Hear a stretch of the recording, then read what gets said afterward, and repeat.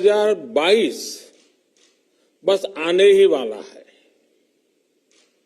आप सभी 2022 के स्वागत की तैयारी में जुटे हैं, लेकिन उत्साह और उमंग के साथ ही ये समय सचेत रहने का भी है।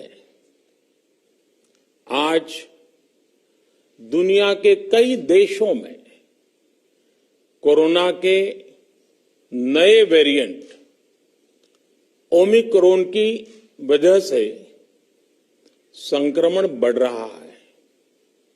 भारत में भी कई लोगों के ओमिक्रॉन से संक्रमित होने का पता चला है। मैं आप सभी से आग्रह करूंगा कि पैनिक न करें। हां, सावधान रहे, सतर्क रहे, मास्क उसका भरपूर उपयोग करें और हाथों को थोड़ी थोड़ी देर पर धुलना, इन बातों को हमें भूलना नहीं है। आज जब वायरस म्यूटेट हो रहा है तो हमारी चुनौतियों का सामना करने की ताकत और आत्मविश्वास भी मल्टीप्लाई हो रहा है। हमारी इनोवेटिव स्पिरिट भी बढ़ रही है। आज देश के पास 18 लाख आइसोलेशन बेड्स हैं, 5 लाख ऑक्सीजन सपोर्टेड बेड्स हैं, 1,40,000 आईसीयू बेड्स हैं। आईसीयू और नॉन आईसीयू बेड्स को मिला दें तो 90,000 बेड्स विशेष तौर पर बच्चों के लिए भी हैं। आज देश में 3,000 से ज्यादा पीएसए ऑक्सीजन प्लांट्स काम कर रहे हैं। 4 लाख ऑक्सीजन सिलेंडर्स देश भर में दिए गए हैं। राज्यों को जरूरी दवाओं की बफर डोज तैयार करने में सहायता की जा रही है। उन्हें पर्याप्त टेस्टिंग किट्स भी मुहैया कराई जा रही है। साथियों, कोरोना वैश्विक महामारी से लड़ाई का अब तक का अनुभव यही बताता है कि व्यक्तिगत स्तर पर सभी दिशा निर्देशों का पालन कोरोना से मुकाबले का बहुत बड़ा हथियार है। और दूसरा हथियार है वैक्सीनेशन। हमारे देश ने भी इस बीमारी की गंभीरता को समझते हुए बहुत पहले वैक्सीन निर्माण पर मिशन मोड में काम करना शुरू कर दिया था। वैक्सीन पर रिसर्च के साथ साथ ही approval processes, supply chain, distribution, training, IT support system, certification पर भी हमने निरंतर काम किया। इन तैयारियों का ही नतीजा था कि भारत ने इस साल 16 जनवरी से अपने नागरिकों को वैक्सीन देना शुरू कर दिया था। ये देश के सभी नागरिकों का सामूहिक प्रयास और सामूहिक इच्छा शक्ति है कि आज भारत 141 करोड़ वैक्सीन डोज के अभूतपूर्व और बहुत मुश्किल लक्ष्य को पार कर चुका है। आज भारत की वयस्क जनसंख्या में से 61% से ज्यादा जनसंख्या को वैक्सीन की दोनों डोज लग चुकी है। इसी तरह वयस्क जनसंख्या में से लगभग 90% लोगों को वैक्सीन की एक डोज लगाई जा चुकी है। आज हर भारतवासी इस बात पर गर्व करेगा कि हमने दुनिया का सबसे बड़ा, सबसे विस्तारित और कठिन भौगोलिक स्थितियों के बीच इतना सुरक्षित वैक्सीनेशन अभियान चलाया।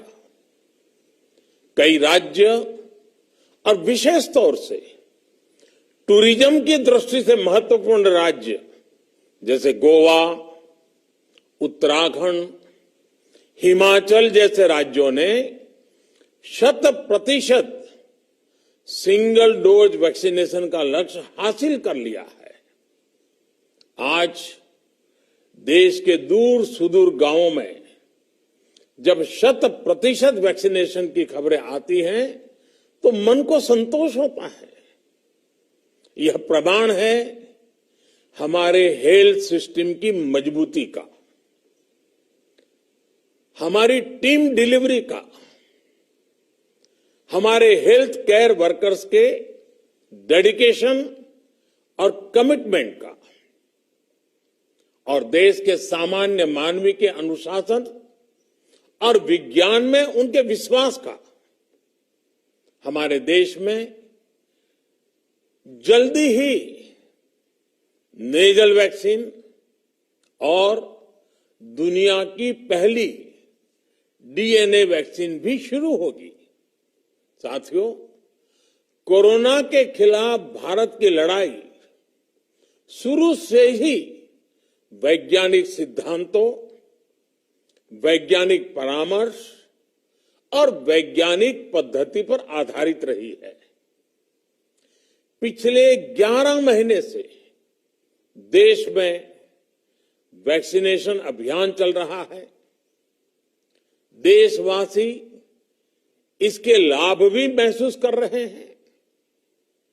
उनकी रोजमर्रा की जिंदगी सामान्य हो रही है। आर्थिक गतिविधियां भी दुनिया के कई देशों की तुलना में उत्साहजनक रही हैं। लेकिन साथियों, हम सभी जानते हैं कि कोरोना अभी गया नहीं है। ऐसे में सतर्कता बहुत जरूरी है। देश को सुरक्षित रखने के लिए, देशवासियों को सुरक्षित रखने के लिए हमने निरंतर काम किया है। जब वैक्सीनेशन शुरू हुआ तो उसमें भी वैज्ञानिक सुझावों के आधार पर ही ये तय किया गया कि पहली डोज किसे देना शुरू किया जाए, पहली और दूसरी डोज में कितना अंतराल हो, स्वस्थ लोगों को कब वैक्सीन लगे, जिन्हें कोरोना हो चुका है उन्हें कब वैक्सीन लगे, और जो कोमॉर्बिडिटी से ग्रस्त हैं उन्हें कब वैक्सीन लगे। ऐसे निर्णय लगातार किए गए और ये परिस्थितियों को संभालने में काफी मददगार भी साबित हुए हैं। भारत ने अपनी स्थिति परिस्थिति के अनुसार भारत के वैज्ञानिकों के सुझाव पर ही अपने निर्णय लिए हैं। वर्तमान में ओमिक्रॉन की चर्चा जोरों पर चल रही है। विश्व में इसके अनुभव भी अलग अलग है, अनुमान भी अलग अलग है। भारत के वैज्ञानिक भी इस पर पूरी बारीकी से नजर रखे हुए हैं, इस पर काम कर रहे हैं। हमारे वैक्सीनेशन को आज जब 11 महीने पूरे हो चुके हैं तो सारी चीजों का वैज्ञानिकों ने जो अध्ययन किया है और विश्व भर के अनुभवों को देखते हुए आज कुछ निर्णय लिए गए हैं। आज अटल जी का जन्मदिन भी है, क्रिसमस का त्योहार भी है, तो मुझे लगा कि इस निर्णय को आप सबके साथ साझा करना चाहिए। साथियों, 15 साल से 18 साल की आयु के बीच के जो बच्चे हैं, अब उनके लिए देश में वैक्सीनेशन प्रारंभ होगा। 2022 में 3 जनवरी को सोमवार के दिन से इसकी शुरुआत की जाएगी। ये फैसला कोरोना के खिलाफ देश की लड़ाई को तो मजबूत करेगा ही, स्कूल कॉलेजों में जा रहे हमारे बच्चों की और उनके माता पिता की चिंता भी कम करेगा। साथियों, हम सबका अनुभव है कि जो कोरोना वॉरियर्स हैं, हेल्थ केयर और फ्रंटलाइन वर्कर्स हैं, इस लड़ाई में देश को सुरक्षित रखने में उनका बहुत बड़ा योगदान है। वो आज भी कोरोना के मरीजों की सेवा में अपना बहुत समय बिताते हैं। इसलिए प्रिकॉशन की दृष्टि से सरकार ने निर्णय लिया है कि हेल्थ केयर और फ्रंटलाइन वर्कर्स को वैक्सीन की प्रिकॉशन डोज भी प्रारंभ की जाए। इसकी शुरुआत 2022 में 10 जनवरी सोमवार के दिन से की जाएगी। साथियों, कोरोना वैक्सीन का अब तक का ये भी अनुभव है कि जो अधिक आयु वाले हैं और पहले से ही किसी न किसी गंभीर बीमारी से पीड़ित है, उन्हें प्रिकॉशन लेना सलाह योग्य है। इसको ध्यान में रखते हुए 60 वर्ष से ऊपर की आयु के कोमॉर्बिडिटी वाले नागरिकों को उनके डॉक्टर की सलाह पर वैक्सीन की प्रिकॉशन डोज का विकल्प उनके लिए उपलब्ध होगा। ये भी 10 जनवरी से प्रारंभ होगा। साथियों, मेरा एक आग्रह है कि अफवाह, भ्रम और डर पैदा करने के जो प्रयास चल रहे हैं, उनसे बचना चाहिए। हम सभी देशवासियों ने मिलकर अब तक दुनिया का सबसे बड़ा वैक्सीनेशन अभियान चलाया है। आने वाले समय में हमें इसको और गति देनी है और विस्तार देना है। हम सभी के प्रयास ही कोरोना के खिलाफ इस लड़ाई में देश को मजबूत करेंगे। आप सबका बहुत बहुत धन्यवाद।